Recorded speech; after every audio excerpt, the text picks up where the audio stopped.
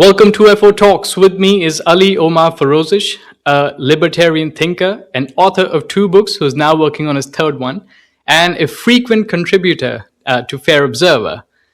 Today we will talk about Turkey and its geopolitical and diplomatic ambitions. Under President Recep Tayyip Erdoğan, Turkey wants to create a Eurasian partnership with Russia and China. Ali, welcome and thank you for speaking to Fair Observer. Thank you, sir. Thank you very much. Okay, very quickly, can you tell our audience what is this Eurasian partnership that Turkey wants to create with Russia and China? Okay, so I'm afraid I cannot be brief on that because first and foremost we need to make a philosophical basis for this. Why is Turkey seeking to do such a thing? And the reason beneath that is very crucial. It's because we are not living in the fantasy era of Francis Fukuyama at the end of the history theory he made in 1990s. We are living in exactly the opposite way. The theory that made and was established by his maybe colleague, I would say, American colleague, Samuel Huntington, the clash of civilization. So, in the clash of the civilization era that we are living currently, and we are seeing that across the globe, we are witnessing the Chinese civilization, we are witnessing the Western civilization, and we are also witnessing apparently as distinct Western civilization called Russian civilization, Islamic civilization. However, when we are talking about Turkey, historically and geographically, Turkey occupies a highly specific liminal space. It's neither fully Western nor it's fully Eastern. So look at the history. If you look at the history, you have the deep Islamic roots and also the legacy of the Ottoman Empire. It collides with the Mustafa Kemal Atatürk staunchly secular Western-oriented republic. So the Turkish government is acutely aware of the civilization duality. And frankly, let's be frank about this, they have experienced a double rejection from each side. They have languished for decades in the institution of the European Union. They have never been fully accepted by the West. Yet we saw with the recent BRICS summit, they face reservations also from the East and the global South as well. It's often tied to the concerns regarding the EU and also the NATO membership. Because of this, in the context of a global clash of civilization and a pressing economic challenge like the Turkish lira's volatility and also the inflation, Turkey has stopped trying to fully assimilate into either bloc. So I believe that Ankara recognized this, and Ankara recognized that if it cannot belong entirely to the West and entirely to the East, it must be in its own independent pool of influence. The Eurasian partnership, in my opinion, my analysis, is a declaration that Turkey will leverage its dual identity not to pick a side, but to be its own center of gravity. So I believe that there are 4 reasons for this as well. Beyond this conceptualization and philosophical basis, first and foremost, there are political pushes, which we are seeing the TRC concept, I mean the Turkey, Russia, and China concept. So while the executive organ of the government and Recep Tayyip Erdoğan himself, he's a very pragmatist president.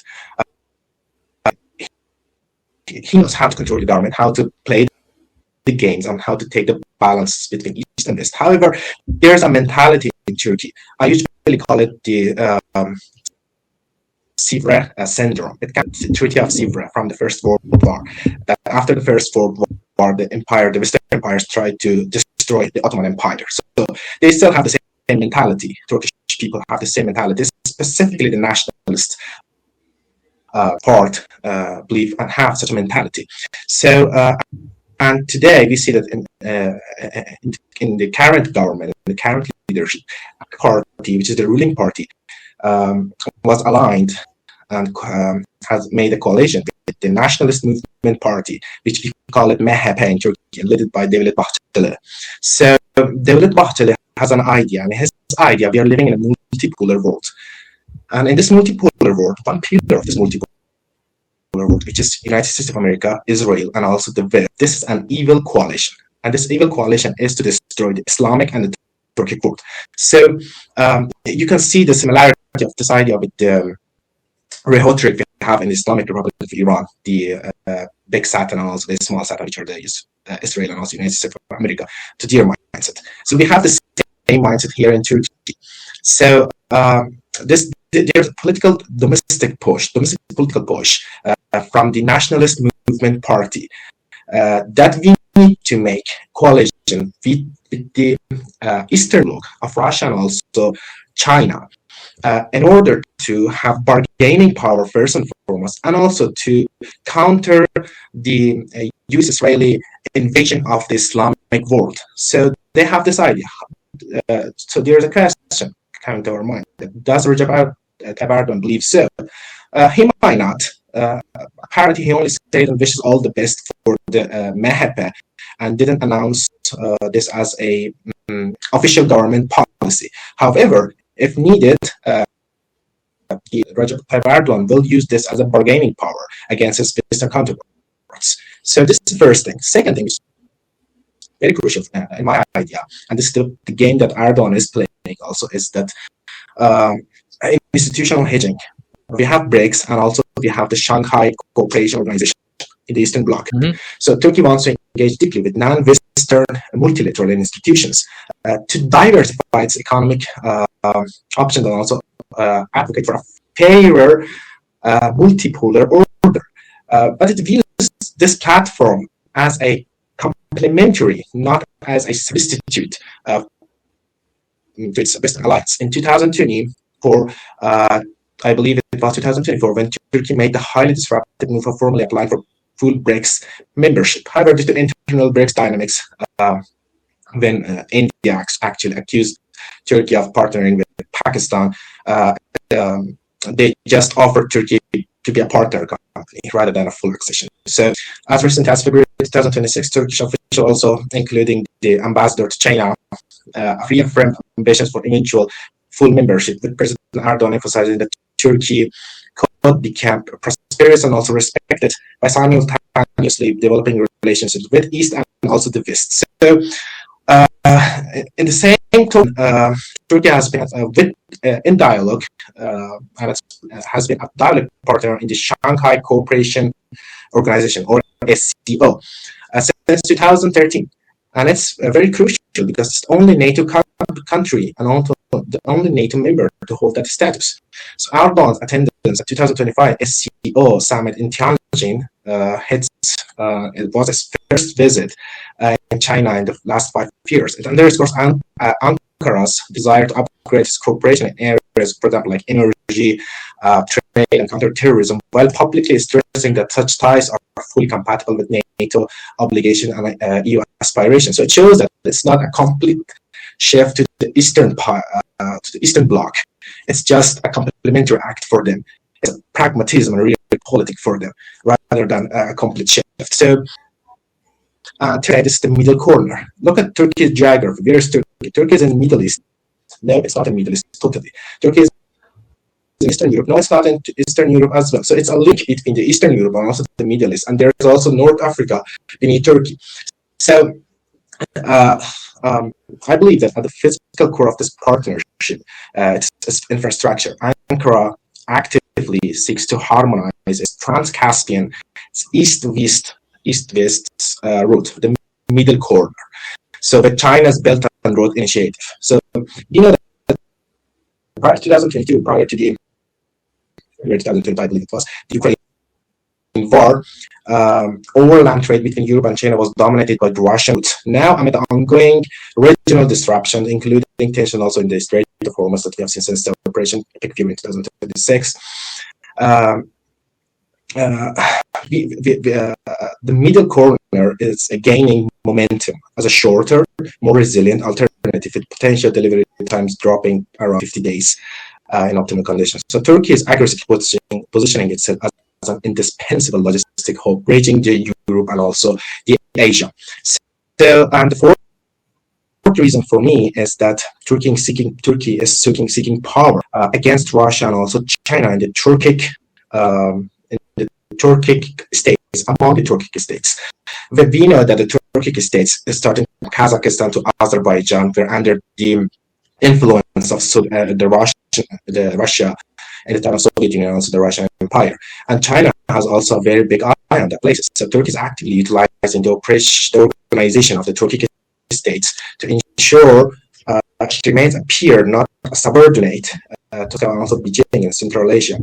By building this Turkey build, they make themselves an unavoidable regional heavyweight that Russia and China must negotiate with, rather than just a passive transit geography. So, okay, Ali, let me stop you there, because that's very interesting what you've said. You're saying Turkey is also looking at Russia and China as possible competitors, probably down the road. So, if that is the case, why are they interested in forming this alliance, even this partnership in the first place? I mean, what is the game plan then?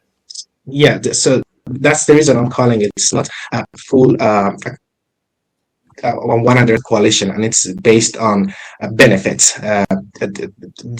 There is no Western model status quo coalition between these countries. I mean, they're not European Union, they're not United States of America or Canada. They do not have the same values. They have many tensions among themselves. And Serbia and Eastern Europe and the Black Sea, and also in terms of having influence, Central Asian countries spanning from the Kazakhstan to Azerbaijan, they have very different ideas, and there is a collision of interest between these countries. So that's the main reason that I'm calling it. It's just based on the interest of this country. Each of these capital, Moscow, Beijing, and also Ankara, is seeking their own benefits rather than making a shift. Right. So, okay, if it's in their interest, that means there is no ideological cohesion. When you have, for example, NATO, or you have ASEAN, a geographical coalition.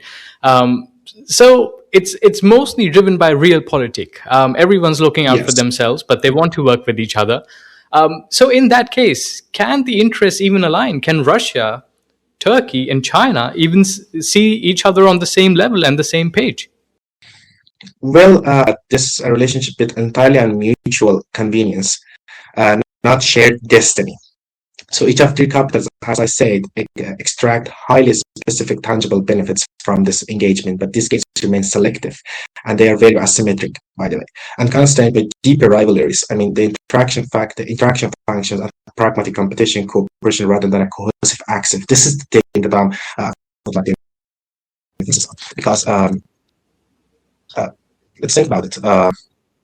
Turkey serves as a key credit for sanction conditions. I mean, it facilitates trade in terms of energy, metals, dual use of goods, and access to global market. It has bilateral trade volumes has raised between Turkey, Russia, and also China in the last couple of years. So Turkey has a geopolitical value for this country. Turkey control of the Black Sea is really lifeblood for Russia. This Black Sea Straits, or the Turkish Straits, under the Montreux Convention limits NATO naval projection into Russia the flag. Ankara weakens alliance cohesion without forcing a full exit. So cooperation in forms like Astana process about Syria that we had allows Russia to engage to manage the conflicts on favorable terms, while energy projects like we have Turkey Stream and also the Akü nuclear extend Moscow's influence into Turkish infrastructure. So also there is a very political paranoia. I mean, political disruption inside NATO further validates Russia's multipolar narrative, and it happens in the same token, and it has the same value for the Chinese partner, for China. So also China has its own benefits. And if you talk about its benefits, I mean, the medium corridor, as I said previously, offers an alternative to Russian heavy northern routes, enhancing BRI resilience for supply chains to Europe and also Middle East to North Africa. Turkey provides market access for China, and of course, political economic leverage have secure relative Turkish restraint and sensitive issues like the Uyghur issue we have. So with all these, we have, can we call the axis like the TRC axis? No, we cannot, because it's structurally impossible. Interest intersects and multipolarity, anti-hegemony, rhetoric, and selective economic cooperation, but massive frictions. We have asymmetries, and also rivals impose a hard ceiling. So let's cover these rivals between these countries. Economic asymmetry. The Turkey runs trade deficit with both Russia and also the China. It's like, I believe, 40 to 50 billion dollars with China, and also about 16 billion with Russia. So Turkey buys far more than it sells, functioning as a demand side transit player rather than an equal. So rhetoric of win-win masks this imbalance, limiting deeper integration. So there's also geopolitical competition between Turkey and Russia. Let's not forget that historically the Ottoman Empire started to lose lands against the war with Russia. It was Russia that stopped the Ottoman Empire to expand into Eastern Europe. So beyond that, in Syria, in Libya, and in South Caucasus, Turkey pushed for a Turkic belt via the Organization of Turkic States, and it challenged in a high degree the Russian influence and the Russian hegemony in those Turkic countries. Historically, for nearly 500 or 600 years, Russia has influenced those countries. Apparently, to a high level, we see that these people from Kazakhstan to Azerbaijan speak Russian.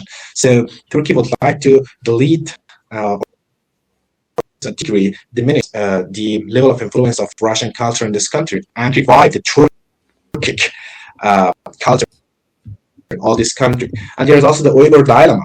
It's a trust gap between China and also Turkey, and it will push into domestic frictions inside Turkey, because to what degree Turkish government can be silent against the apparent genocide happening against the Uyghurs in China. So if you look at all these, you find it very clearly that the triangle engagement only delivers short-term flexibility and leverage in fragmented multiple polar world. We have Turkey gains survival tools and options. Russia gets sanctions relief and disruptive value. China secures connectivity and influence. And they are showing the world that we are making an alliance and the Western bloc is not that much strong as it was before. But is it a pure alliance? No, it's an unholy alliance. Okay, interesting, because when you look at this from the Western perspective, when you look at this from the Western bloc, yes, Turkey is part of NATO. Turkey is not in the EU, and everyone's aware of Turkey's historic relations with Russia, and the Russian influence in this region, in the Eurasian region. But Turkey's also been heavily into NATO since 1952. They've got large NATO troops in the country. So from the Western perspective, they were successful in bringing Turkey towards their side. Now, and this goes beyond just having NATO troops there, because Turkey's heavily purchased mostly American weapons, mostly weapons from other NATO members. It's only recently under Erdogan where Turkey started deviating, building its own aircraft, building its own drones, even its own tanks. And now you've got this interest of creating this Eurasian partnership. So from a Western perspective, Turkey is looking unreliable, perhaps even a liability. Is that how you would read it? Yes, exactly. I did it in the same way. Yeah, I mean, if you are Western, you should read it in this way. From a Western perspective, particularly from Washington and Brussels and European capitals, yes, the narrative is exactly what you said. We see this from the left to the right. I mean, we see this in the European left, the European Union. Also, we see the American right-wing politicians.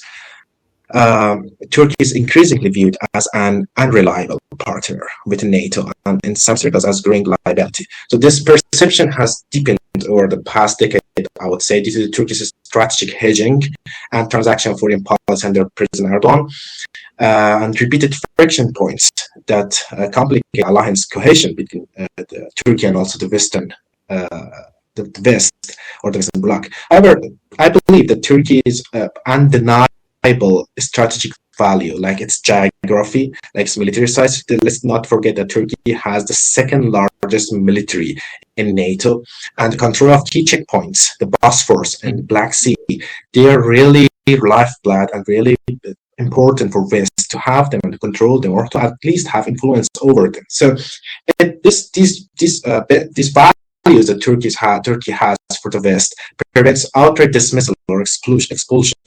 It leads to a relationship that remains tense, but functionally is indispensable. I would say that Turkey is a very tough partner or a difficult partner for West, rather than completely exploited country. Okay, so that's very interesting how you put it, because you also agree that from a Western perspective, it looks like Turkey is becoming more unreliable. So what happens if this Eurasian partnership that Turkey wants with Russia and China doesn't materialize? No, it looks like Turkey will be in the middle of nowhere, because they'll not have this Eurasian deal, and the NATO allies will lose trust in Turkey. So it's going to be it's a worst case scenario for Turkey if this Eurasian partnership fails. What other options does Turkey have? I'm afraid Turkey doesn't have any other option. I mean, it's a lose-lose scenario for Turkey. One of the reasons is that it's really hard to make a balance between East and West, and because if West wins and East lose, then you cannot be labeled as Western, because you will be labeled as too Eastern. And if West loses and East wins, then you'll be labeled as too Western for the East to cooperate with them. So if the Eurasian partnership or the Turkey broad hedging structure, let's say, fails to, materialize as a viable alternative, for example, if BRICS limited to symbolic partner status with minimal economic gains, or if SCO cooperation delivers little beyond dialogue, Russia and China prioritize their bilateral, interest or regional dominance over Turkish concerns, or middle corridor stalls due to the funding shortfall, infrastructure issues, or rivalries in Central Asia. So Turkey risks a very painful double isolation scenario. So in the worst case, in this worst case outcome, I would say Ankara would find itself strategically decoupled from reliable Western security and economic architecture, without having a secured, equal, or dependable, footing in any China-Russia access. So it would be too Eastern for the West to fully defend or invest in. And if West loses, as I said, it will be very Western linked via NATO membership and residual EU ties for Moscow or Beijing to trust or evaluate. So I would say let's make a list of what will happen to Turkey in such a scenario. First and foremost, it will be a strategic homelessness and security vulnerability. So failed pivot combined with further erosion of NATO trust could leave Turkey in a state of strategic homelessness. Without the full credibility of NATO's Article 5 deterrent, which is very important for Turkey, lacking meaningful Eastern security guarantees, Turkey's southern and eastern borders should become more exposed to decentralized threats, to the proxy conflict and the revisionist pressure. Look at what happened to Iran. One of the important issues here is the mentality of the people living in a country. I mean, if you live in Turkey, you see a very deep Islamic root, and these people have the idea that we need to get back the Ottoman Empire. They have a sense of nostalgia. So in such a scenario, Turkey will be the hub for the radical Islamists, and this is the exact scenario that Israel is afraid of that, and is trying to prevent that from happening. So this is, I think, a very vital issue. If Turkey loses the West, and in a scenario that it loses the East, it will lose the West. So in such a scenario, it will be the hub for terrorists, and this change the status quo of the status quo the Turkish government currently have. It has a status quo state model, a Western model of state. However, in such a scenario, it will be like a revolutionary state or a terrorist state. So I believe Turkish people and Turkey is prepared for such a scenario. Though we are not seeing any important shift, though we saw that. I mean, and from 1980s, foreign policy started in Turkey under the presidency of Turgut Özal, the idea of neo-Ottomanism, and so AK Party is from 2010 to 2020 started to apply this new Ottomanism, and it was disastrous for Turkey. I mean, we had a very large amount of refugees coming to Turkey. Turkey started to have problems with Syria, to Libya, to Lebanon, and had to help and make networks, the Muslim Brotherhood. So it was disastrous for Turkey. In such a scenario, Turkey will be the exit hope, because Iran is apparently not the previous empire, Islamic empire. It was for the terrorist Islamic radical groups in the regions. Turkey will be their home. So this is the first scenario that I believe will happen. And second, the economic siege and also stagflation risks. So we know that Turkey economy remains deeply integrated with the West, making a botched Eurasian shift potentially is very catastrophic for Turkey, because a Western perception of definitive drift could accelerate capital flight, tighter FDI from his largest trade partner and investment source, or renewed sanction pressures, further destabilizing the lira, the devaluation of lira, and also the stagflation. So we saw that the March 2026 Strait of Hormuz crisis illustrated this danger. I mean, the disruption raised energy imports cost Turkey's annual bill is around 60 to 65 billion. Pressure industrial supply chains, agricultural, logistic, and the term we call caloric emergencies, right, to higher food and also fertilizer prices. So whether a functioning Western economy, shield, or a robust Eurasian trade corridor delivering promised, let's say, diversification, Turkey would face prolonged inflationary cycles and energy price shocks.